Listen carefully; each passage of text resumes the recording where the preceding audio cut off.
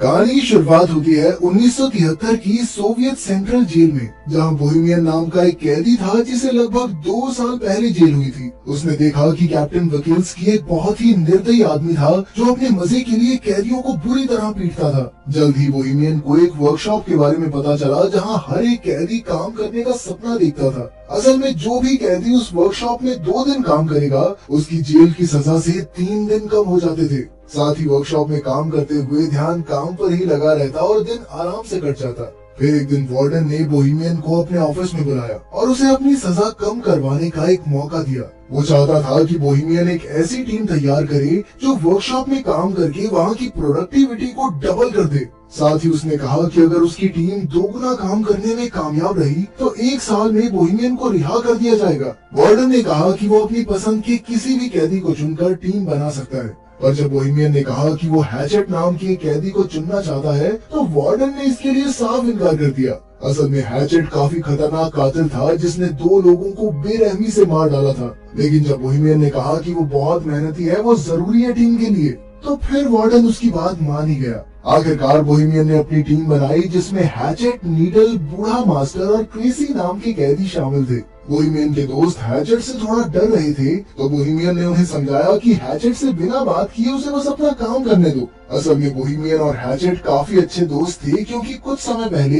Hatchet ने Bohemian की जान बचाई थी। खैर जल्द ही उनकी टीम काम करने वर्कशॉप में आ पहुंची। वहां जाकर नीडल एक गार्ड को चिढ़ाने लगा जिससे गार्ड को बहुत गुस्सा आया, पर अभी वो नीडल को पीट नहीं सकता था क्योंकि उन्हें वर्कशॉप का बहुत जरूरी काम करना था। खैर फिर हम देखते हैं कि सभी कैदी काम करने की तैयारी कर रहे थे। कुछ देर बाद गार्ड ने वहां आकर सबको चॉकलेट्स दी क्योंकि उसकी पत्नी ने एक लड़के को जन्म दिया था। लेकिन बाद में कैप्टन ने गार्ड को चेतावनी देते हुए कैदियों से दूरी बनाकर रखने को कहा क्योंकि उनमें और जानवरों में कोई फर्क नहीं। अगर उन्हें लगा कि गार्ड नरम स्वभाव का है तो उसे कच्चा चबा जाएंगे। उधर बोहेमियन की टीम की मुसीबतों की शुरुआत हो गई थी जब हैचेट ने मशीन चालू करने से इनकार कर दिया।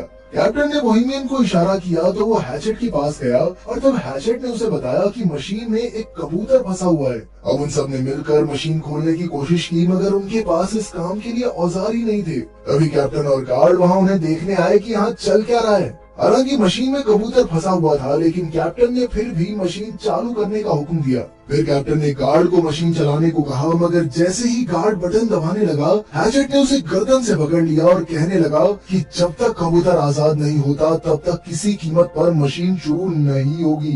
तभी अचानक नीडल ने पीछे से कैप्टन पर हमला करके उसे बेहोश कर दिया। फिर उसने क्रेसी को दरवाजा बंद करने को कहा। ये सब देखकर बोहेमियन काफी घबरा गया क्योंकि मामला हाथ से निकलता जा रहा था। अब कैप्टन और गार्ड उनके कब्जे में थे और वो आगे के प्लान के बारे में सोचने लगे। बोहेमियन ने कहा कि वो पुलिस को फोन करके सब कुछ सच बता देगा, पर हैचेट ने उसे धमकाकर कहा कि अगर उसने ऐसा कुछ किया ना तो वो कैप्टन को मार डालेंगे। जिस पर कैप्टन ने गुस्से में कहा कि उनमें से कोई भी जिंदा नहीं बचेगा, जिससे वो सभी काफी डर गए। फिर बोहेमियन ने कहा कि उन्हें कैप्टन और गार्ड को छोड़कर फिर से काम पर लग जाना चाहिए। मास्टर और क्रेसी भी बोहेमियन की बात से सहमत थे, पर नीडल जानता था कि अगर उसने कैप्टन को छोड़ दिया तो वो अपनी जान से हाथ धो बैठेगा। फिर बोहेमियन ने हैचेट से गार्ड को छुड़वाने की कोशिश की, लेकिन हैचेट ने कहा कि जब तक वो कबूतर आजाद नहीं होता तब तक काम शुरू नहीं होगा, मतलब नहीं होगा। अब बोहेमियन ने फिर से मशीन खोलने की कोशिश की मगर वो नाकामयाब रहा। तब हैचेट ने कहा कि अगर ये कबूतर मारा गया ना तो मैं इस गार्ड को भी मार दूंगा।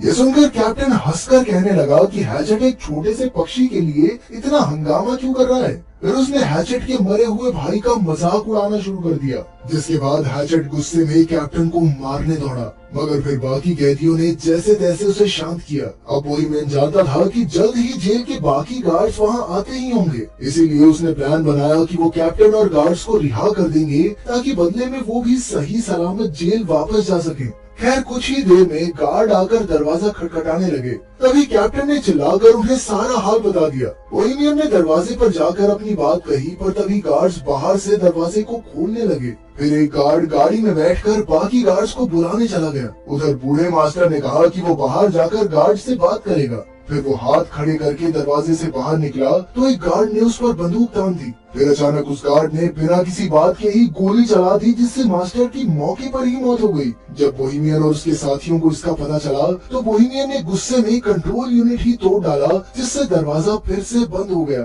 फिर कुछ समय बाद जेल वार्डन और एम्बुलेंस वहाँ पहुँच गई। वार्डन ने कहा कि वो उन कैदियों से बात करके मामला सुलझाना चाहता है। वार्डन ने पुलिस वालों को दूर भेजने की कोशिश की ताकि कैदी डर कर कोई गलत कदम न उठा ले, मगर पुलिस चीफ तो वहाँ से हिलने को तैयार ही नहीं था। उधर कैदियों की टोली अंदर ही फंसी हुई थी और उन्हें कुछ समझ नहीं आ रहा था कि क्या करें। फिर बोहेमियन ने कैप्टन को पानी पिलाया और कहा कि उन्हें दरवाजा खोलकर खुद को पुलिस के हवाले कर देना चाहिए, पर क्रेसी ने कहा कि उन सबका भी वही हाल होगा जो बूढ़े मास्टर का हुआ।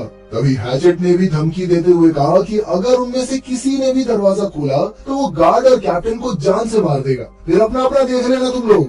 आखिरकार सबको समझ आ गया कि अगर उन्हें इस मुसीबत से जिंदा बचना है तो उन्हें उस कबूतर को जिंदा बाहर निकालना होगा। इधर पुलिस चीफ ने वार्डन से कहा कि उसे 1 घंटा दिया जाता है, उतने में मामला सुलझाना होगा, वरना फिर पुलिस को जबरदस्ती अंदर घुसना ही पड़ेगा। तब वार्डन ने एक माइक्रोफोन के जरिए कैदियों से बात की और उनसे कहा कि भाई देखो, कैप्टन और गार्ड को छोड़ दो, इसी में तुम्हारी भलाई है। वार्डन ने उन्हें विश्वास दिलाने की कोशिश की कि उन्हें कुछ भी नहीं किया जाएगा और इस हरकत को वैसे गलती मानकर भुला देंगे। तब बोहेमियन ने एक बार फिर से मशीन खोलने की कोशिश करने की सोची और साथ ही उसने कैप्टन से चाबी लेकर हैचेट को जंजीरों से रिहा कर दिया। जब नीडल ने इसका विरोध किया तो बोहेमियन ने कहा कि वो कबूतर को आजाद करके ही दरवाजा खोलकर खुद को पुलिस के हवाले करेंगे।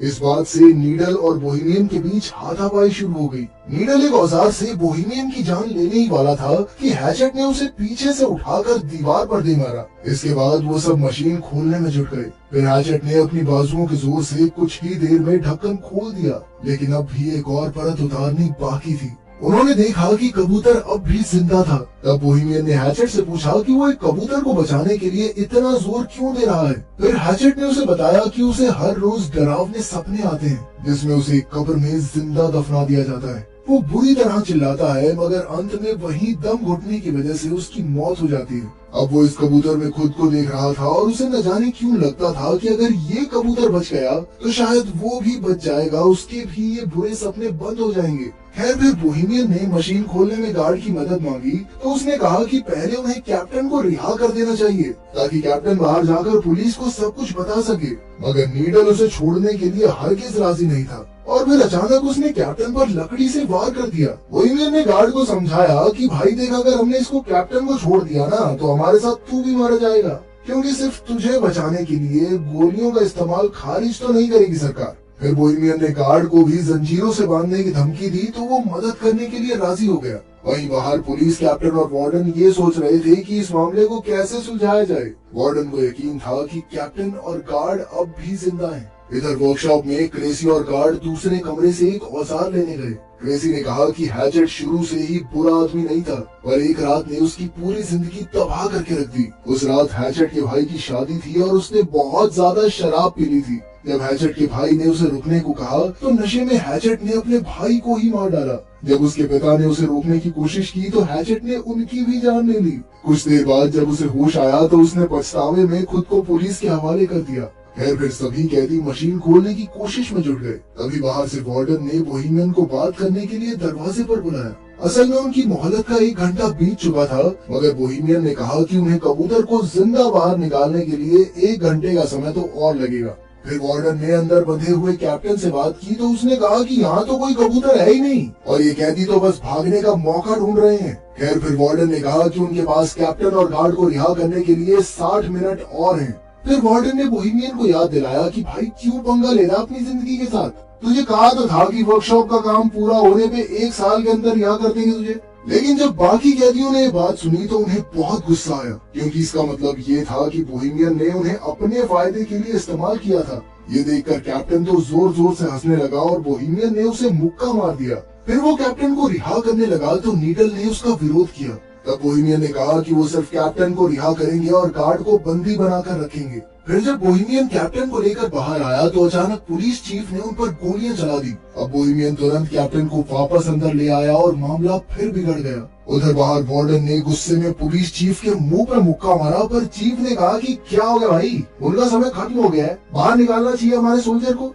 तभी वहाँ एक ट्रक में कई सिपाही आ पहुंचे। वहीं दूसरी ओर सभी कैदी मशीन के ढक्कन में छेद करने में कामयाब रहे। फिर बोहेमियन ने उसमें अपना हाथ डालकर कबूतर को बाहर निकालने की कोशिश की, मगर वो उसके हाथ नहीं लगा। नीडल ने तो ग्राइंडर की मदद से ढक्कन को काटने की भी कोशिश की, लेकिन कोई फायदा नहीं हुआ। आखिरकार उन्होंने एक और छेद करने का फैसला किया, मगर उनके पास जरूरत के औजार नहीं थे। तब बोहेमियन ने कैप्टन से औजारों वाले कमरे की चाबी ले ली। वहीं बाहर सिपाहियों ने वर्कशॉप के ऊपर धावा बोलने की तैयारी कर ली थी। अंदर कैदी वेल्डिंग मशीन से लोहा पिघलाने में लगे थे, मगर उन्हें मशीन चलानी ही नहीं आती थी। तब कैप्टन उनकी मदद के लिए आगे आया। इधर कैप्टन लोहा पिघला रहा था और उधर सिपाहियों ने दरवाजे पर बॉम्ब फोड़ने की तैयारी कर ली। आखिरकार कैदी मशीन खोलने में कामयाब रहे, मगर वो कबूतर तो वहाँ से उड़ना ही नहीं चाहता था। तभी कैप्टन ने अपनी बंदूक निकालकर कैदियों पर तान दी, लेकिन अचानक हैचेट ने कूदकर उसकी गर्दन पकड़ ली। फिर हैचेट ने उसका सर कुचलकर उसे बेरहमी से मार डाला और ये देखकर गार्ड की तो सिट्टी पिट्टी गुम हो गई।